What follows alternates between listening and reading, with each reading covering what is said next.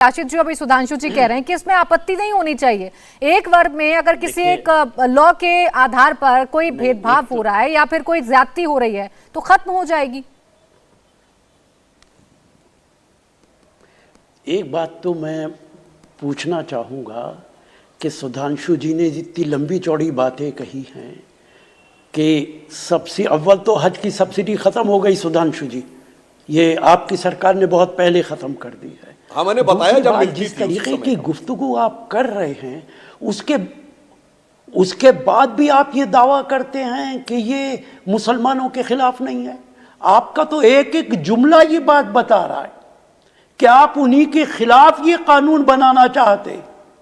कोई भी आदमी आपकी बात सुनेगा वो सोचता रह जाएगा कि क्या यही भारतीय जनता पार्टी की पॉलिसी है, यही उसकी नीति है कि एक एक जुमला मुसलमानों के खिलाफ बोला जाए। मुझे तकलीफ हो रही है आपकी बात सुन के। अरे ये देश तो हिंदू मुसलमानों के लिए जाना जाता है कि इस देश के अंदर हिंदू मुसलमान सिख ईसाई एक साथ रहते हैं। आप कह रहे हैं कि उनके हाथ कटवा देने चाहिए, उनका कत्ल कोड़े लगवाने चाहिए। अरे भाई, आपके हाथ में सरकार है, आप जो चाहे कानून बना सकते हो।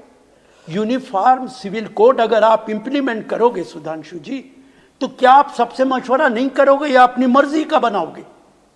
अगर सबसे मशवरा करोगे तो आपको कहना चाहिए हम सबसे मशवरा करके बनाएंगे, कोई एतराज नहीं करेगा। लेकिन अगर आप तानाशाही तरीके से जो आपकी गुफ्तगू है, और मैं आपको एक मशवरा देना चाहता हूं जो आप अपने लीडर्स तक पहुंचा दीजिएगा, आप सुनक को फॉलो मत कीजिए, आप लिज ट्रस को फॉलो कीजिए। लिज ट्रस ने कहा कि मैं अपने किए हुए वादे पूरे नहीं कर सकती, इसलिए 45 दिन में इस्तीफा दे रही हूं। प्रधानमंत्री से कहिए कि 8 साल में अपने वादे पूरे नहीं कर पाया, इसलिए इस्तीफा दे रहा हूं। बीजेपी में अच्छे नेता हैं, राजनाथ सिंह को बना दीजिए, सारी समस्या का समाधान हो जाएगा। सेकुलर आदमी है, गडकरी को बना दीजिए, सेकुलर आदमी है। राशिद जी, अगर सबसे सलाह मशविरा किया जाता है, तो मैं सुधांशु जी से इस बात का जवाब लूंगी। राशिद जी, अगर सबसे सलाह मशविरा किया जाता है यूसीसी पर, यूनिफॉर्म सिविल कोड पर, तो क्या सहमत रहेगी कांग्रेस भी, बीजेपी का साथ देगी, सब एक साथ मिलकर निकाल पाएंगे? निश्चित तौर से कांग्रेस पार्टी सारी पार्टीज रिलीजियस लीडर्स को बुला के कंसेंसस बनाइए, कोई एतराज किसी को नहीं होगा।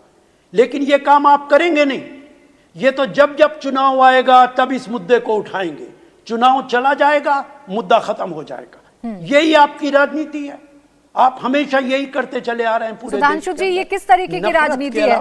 राशिद अल्वी जी सीनियर लीडर हैं कांग्रेस के, वो ये विश्वास दे रहे हैं कि अगर आप सबको बिठाएंगे, सबसे बात करेंगे, अपनी तानाशाही छोड़कर जो वो आरोप लगा रहे हैं, तो हम सब साथ रहेंगे। लेकिन आप तो सिर्फ थोपना जानते हैं। हम तो ये कहना चाहते हैं, एक नहीं सैकड़ों महिलाएं आई थी ट्रिपल तलाक हटाने के पक्ष में, कोर्ट में भी वो गई थी।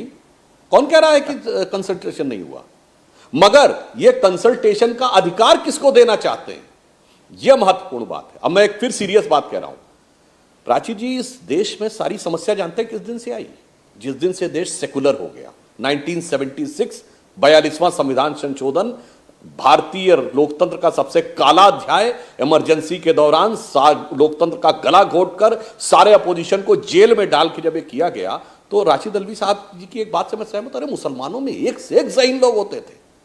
एक जमाना था, कौन नहीं था? उस्ताद बिस्मिल्लाह खां, उस्ताद अमजद अली खां, उस्ताद बड़े गुलाम अली खां, एक से एक फनकार, उस्ताद जाकिर हुसैन। ये बताइए, एक से एक बड़े शायर, शकीर बदायूनी, कैफी आजमी, जिगर मुरादाबादी, हसरत जयपुरी, साहिर लुधियानवी, क्या नहीं थे? एक से एक देशभक्त, ब्रिगेडियर मोहम्मद उस्मान, अशफाकुल्ला खां, वीर अब्दुल हमीद, और इतना बड़ा साइंसदान डॉक्टर एपीजे अब्दुल कलाम। मगर जब से सेकुलर हो गया ना 76 के बाद, ये प्रतीक खत्म हो गए। अब कौन? जाकिर नायक, अफजल गुरु, याकूब मेनन, इशरत जहां, अरे इतना ही नहीं, हाफिज साहब, ओसामा जी। ये क्या होने लगा? ये राजनीति कौन सी थी भाई? ये किसने कहां से कहां राजनीति में पहुंचा दिया? और मैं पूरे अदब और एहतराम से पूछता हूं, डॉक्टर कलाम से बड़ा साइंसदान आलम इस्लाम में पैदा नहीं हुआ पिछले 100 साल में। और जब उसको भारत का राष्ट्रपति बनाया गया तो आप लोग समर्थन के बजाय विरोध किए। 2007 जब आप लोग सत्ता में आ गए थे। कलाम साहब को सेकंड टर्म न मिले, ये आप लोग पूरी तरह खड़े हुए थे, अड़े हुए थे। और 2007 ही वो वर्ष था जब अफजल गुरु को क्षमा याचना मिले, इसके लिए भी अड़े थे, और 7 साल वो याचना बैठी रही। बताइए डॉक्टर कलाम के नमाज़े जनाजा में कौन गया? ये याकूब मेनन, बुरहान वानी और अफजल गुरु के लिए तो खूब ट्वीट किए। कौन गया सेकुलरिज्म का सूरमा? बताइए।